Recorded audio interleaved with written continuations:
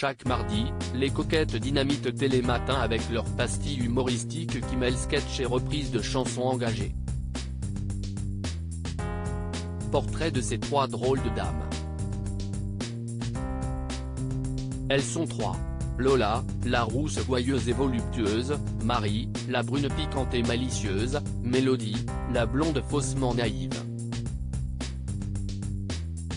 Pour leur carte blanche hebdomadaire dans la matinale incarnée par Thomas Soto, et jusqu'à la fin de la saison par Julia Vignali, les coquettes proposent une chronique humoristique chantée qui aborde différents sujets d'actualité.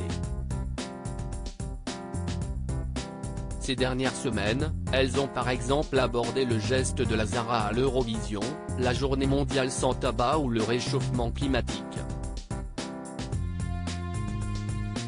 Quand je suis arrivée à Télématin, je m'attendais à être censurée, souligne Lola avant d'ajouter, mais au final, on s'amuse parce qu'on a une grande liberté d'écriture.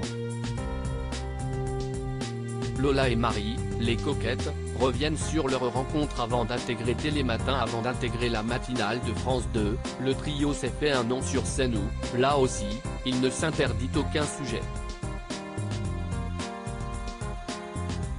La peur de vieillisse, les frotteurs du métro, le clitoris. Entre copines, on peut avoir des discussions très intenses, alors on essaie de les partager à plus grande échelle, révèle Mélodie, arrivée dans le groupe il y a un an. Lola et Marie, elles, se rencontrent en 2007 lors d'une audition pour le conte musical Le Soldat Rose. Leur amitié naît au fil de leur collaboration dans des comédies musicales comme Hairspray ou Cendrillon. On pouvait partir en improvisation pendant des heures, on s'était trouvés, se souvient Lola. Elle crée Les Coquettes, en 2014, avec une troisième comédienne, Juliette. Comme tous les groupes de filles, nous n'avons pas échappé à la règle, et avons fini par nous séparer, glisse Marie. Les Coquettes, un groupe féministe et sans tabou, ont trouvé ça juste cool la fessée lors de leur début, leur engagement n'est pas aussi affirmé. Quand on a écrit La Petite Fessée du dimanche soir, on ne s'est pas dit que c'était une chanson féministe. Explique Marie.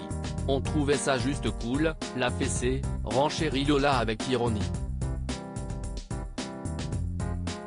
Au cours d'une représentation, elle tape dans l'œil de Jean-Marc Dumontet, producteur, entre autres d'Alex Lutz et de Nicolas Canteloup, qui contribuent au succès de leur premier spectacle, baptisé du nom du groupe.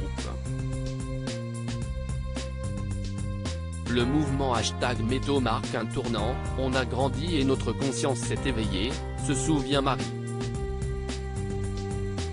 Ainsi est né Merci Francis, leur deuxième show musical qui va fêter sa 200e le 26 juin prochain. Lola à propos de la chronique des coquettes dans Télématin, il faut suivre l'actualité, avoir un avis et en faire un texte à la rentrée dernière, elle se lance un nouveau challenge avec Télématin, en alternance avec l'humoriste Alex Vizorek. On s'est dit, ça va être super et, en même temps, ça va être horrible. Révèle Marie, qui appréhendait les réveils matinaux tout en continuant à monter sur scène le soir. Et Lola, qui écrit l'intégralité des chansons du groupe avec Marie, d'expliquer, il faut suivre l'actualité, avoir un avis et en faire un texte. Le pari est-il réussi? Oui, selon Thomas Soto, qui envoie régulièrement des messages aux filles pour les féliciter et conseille aux téléspectateurs d'aller les voir en spectacle à la fin de leur chronique. Chiche.